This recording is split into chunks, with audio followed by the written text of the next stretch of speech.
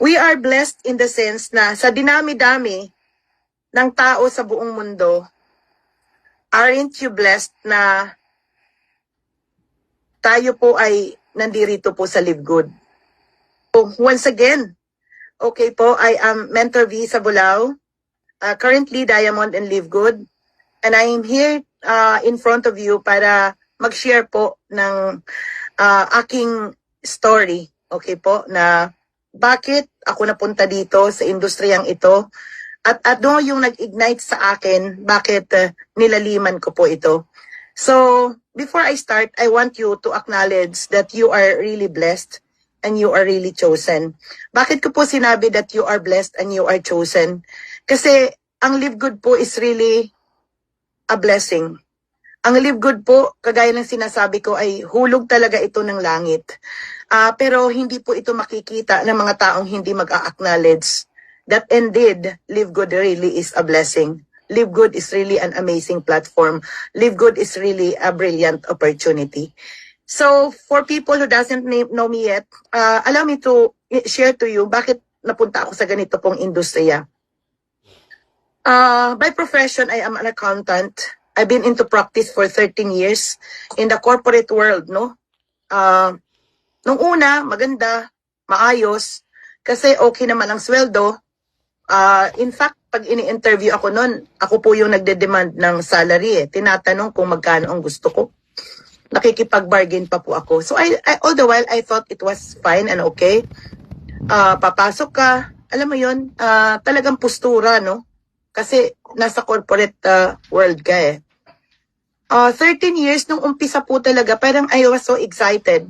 Kasi ang kasabihan po ng mother ko noon, anak, mag-aral ka kasi mahirap lang tayo.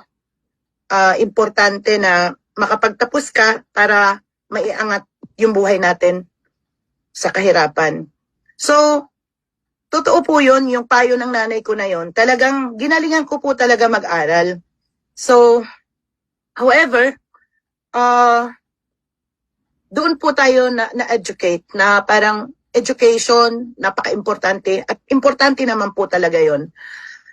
Ngayon, allow me to share to you ano yung nag-ignite talaga sa akin to be in this kind of business. I came from a very poor family. Mahirap lang po kami. Ulila po ako sa ama when I was just 2-year-old. Pinalaki ako ng nanay ko, punong-puno ng pagmamahal. Sabi niya, mahirap lang daw kami. Pero nagtataka ako kasi lahat naman niya pinoprovide. Alam mo yun, yung sobra kang pampered.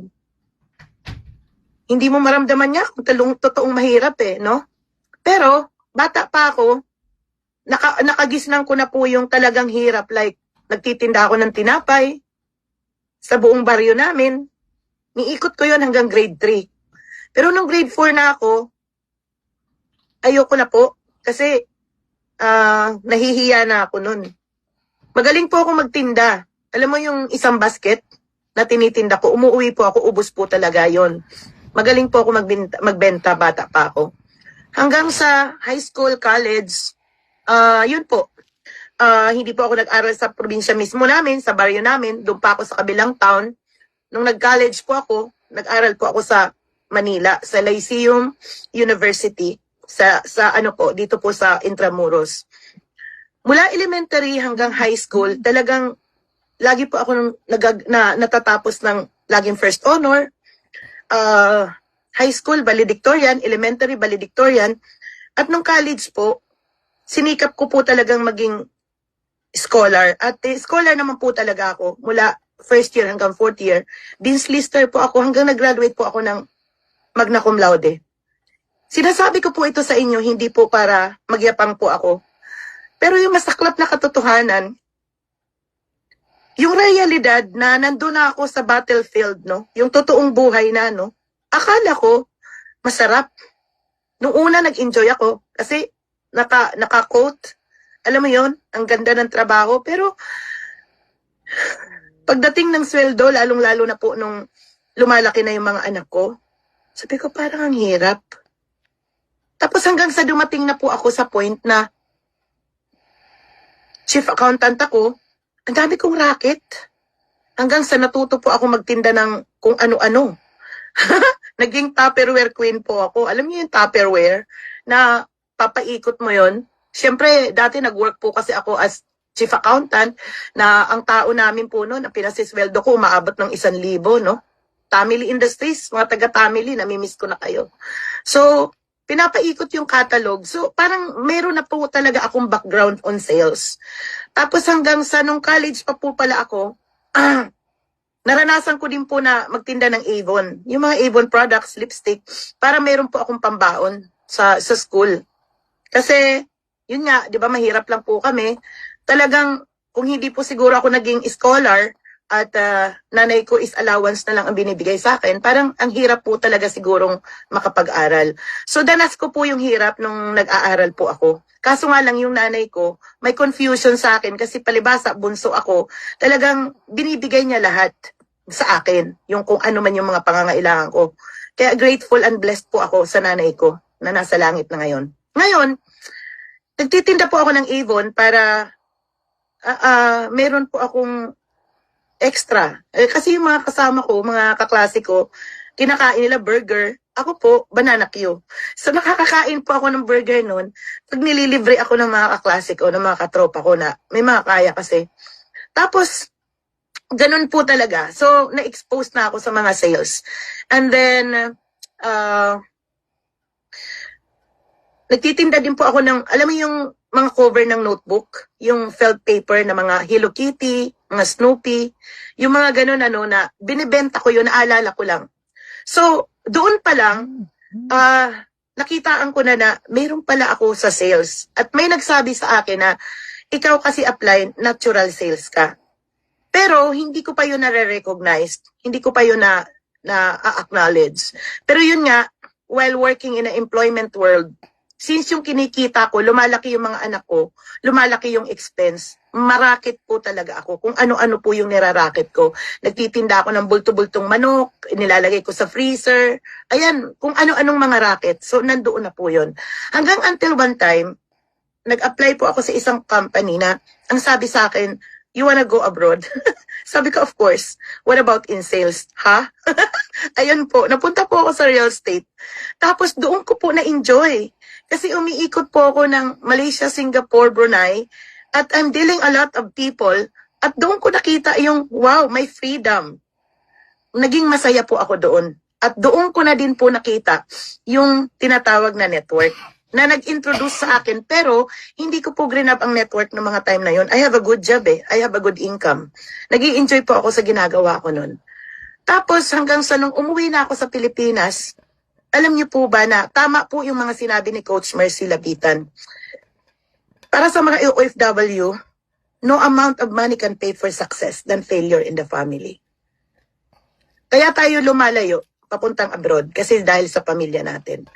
Pero kagaya ng nakwento ni Coach Mercy Lapitan, hindi lahat ng pumupunta sa abroad nagsasucceed. Ako man, bagamat nag-failed ang aking pong married life, I am happy. Kasi yun ang kalooban ng Diyos. Hindi po ako sad. Kasi blessed pa rin po ako. Maybe kasi yun ang plano ng Diyos para sa akin. I'm not against it. I'm so happy for that. Ngayon, asa na po ako? Nung nasa sales po ako, doon ko nakita na parang ito yung mundo na gusto ko. Kasi when I was working in an employment, kaya kung hindi po tayo mag-i-evaluate sa buhay natin, minsan matatrap tayo in a corner na akala natin doon na tayo eh. But don't you know that we are designed by God, not by default. We are designed really to live a life na dapat meron po. Kasi we live only once. And we are designed to become successful. So, nung time na nag-i-empleyado po ako, dumarating po ako nun sa time na ang bibigat ng pa ako, papasok pa lang ako sa opisina, yung dati ko mga ka-office mate, nagkita-kita kami, no? Sabi nilang ganun, mga ate-ate kasi ang tawagan namin kasi nag-prex po ako noon, no? Yung Paris Renewal Experience. I was still a Catholic nung time na yun. Sabi niya ganun, ito talaga si Ate B, pag pumapasok, parang tigsa 10 kilo ang kaliwat kanan ng paa. Ko po naramdaman na hindi pala talaga ako para doon. At nung napunta po ako sa sales, parang doon ako nagkaroon, nabuhayan, parang yung pala yung gusto ko. Yung pala yung gusto ko. Kaya pala na-enjoy ko talaga siya at nagbigay po yun ng satisfaction sa atin. Naniniwala ba tayo na bawat isa sa atin may talagang calling? May calling? And I could say that this kind of field is really my calling. So doon ko po naramdaman yung joy nung napunta po ako sa sales. Ngayon, itong network marketing na to, allow me to tell this to everyone. Kung nakaka-encounter po kayo ng mga tao na parang ang hirap kausap, yung bang parang hindi agad naniniwala po sa inyo, maniwala po kayo, it's just but normal. There are two types of people na mai-encounter nyo. Yun yung mga tao na will just say, it's not for me. And these are the people who are really bounded with many excuses. Na it's not for me, I would rather give up. Pero may mga tao talaga na sadyang sila yung mga fighter. Ito yung mga taong nagtitake responsibility. At yun po yung mga taong nagiging winner. So ako po, prior to network marketing, when I was into employment, sana hindi po magulo yung pagkakadeliver ko. Ang dami po mga presentations, no? Normal, typical. Pumupunta po sa office, nagpe-present. Pero alam niyo po ba ako, parang bumubulong lang ako, nagsiself-talk lang ako. It's not for me. It's not a cup of my tea. Alam mo yung mga ganon? Talagang hindi po talaga ako masyadong na-attract. At saka parang sabi ko, it's too good to be true. Ganon lang. Hanggang doon lang. Many years po yun Hanggang sa nung nakarating po ako sa abroad. Nagkaroon po ako ng isang best friend, no? Na nasa Singapore ako nung time na yon. Alam mo kung anong tinuturo lang sa akin nung kaibigan kong yon pag mga day off namin, yung wala kaming pasok? Tong eats. Tong eats. Hindi naman ako marunong sumugal, no? Pero laro lang yon. Tapos, alam mo yon, gabi-gabi na lang, pag halimbawa day off, okay, wala kaming pasok. Yun na naman uli.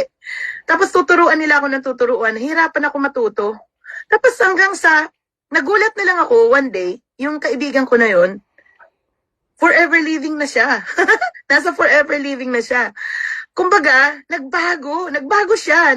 Nagulat ako, sabi ko, nangyari. Parang iba na to Tapos hanggang sa in-invite niya ako, no, doon sa presentations. Siyempre ako, sabi niya ganun, bestie, pag hindi ka pumunta dito, hindi na tayo best friend. Sabi ko, ha? May ganon? Tapos naman, syempre ako, pinagbigyan ko talagang kaibigan ko na yon. Doon sa presentation, ang nandoon, banker, na nag-resign siya, tapos naman, unfocused into network marketing. So ako, nakinig lang ako. Tapos naman, syempre, may banta yung kaibigan ko na pag hindi daw ako mag-join, hindi na daw kami best friend. So sa pakikisama, bumili po ako ng package, pero hindi ko po talaga yung trinabaho. Medyo masama pa nga loob niya Talaga hanggang ngayon may hugot pa pala yung kaibigan ko. Kasi sabi niya sa akin, magne-network ka pala, dati kitang in-invite, hindi mo man lang ginawa kahit konti. Hindi mo man lang pinakinggan. So, intindihin po natin na may mga taong ganun po talagang proseso. Because once upon a time, I was really like that. Ngayon, okay. Ang mga words na itinanim sa akin, na pinagpapasalamat ko, kasi naintindihan ko po yung salitang leverage. Tumatak po yun sa isip ko. Yung multiplication, yung duplication. Pero parang, alam mo yun, nakahang pa. Hindi pa nag-sink in. Naintindihan ko din yung power of exponential growth. Kasi yun po yung mga narinig ko nung training na yun. And then, naintindihan ko rin yung GLA, Good Learning Attitude. Pero lahat po yun nakastack up lang sa mind ko. Hanggang fast forward, okay po, uwi na ako sa Pilipinas, ayun po, yung buhay ko, naging devastated. Okay, ang daming nangyari sa buhay ko. Hanggang I was already into a situation na yung mga anak ko kolehiyo na. Ito na yung mahirap. Sabi ng panganay ko, Mama, nagpaaral ka. Wala ka naman palang pera. Kasi promissory note, post-dated check talaga yung pinambabayad ko. At nang habang umiiyak yung anak ko, mahiyain kasi yung eldest ko, no? My heart was hurt. I was hurted. Pag sinasabi ko, anak, submit mo muna tong post-dated check. Ayaw niya talaga. Sabi niya ganun. Nag-pray ako. Pray talaga ako sa Lord. Sabi ko, Lord, kahit ano, basta makatapos lang yung mga anak ko. Hanggang sa napunta po ako sa network. Yan si Coach Mercy.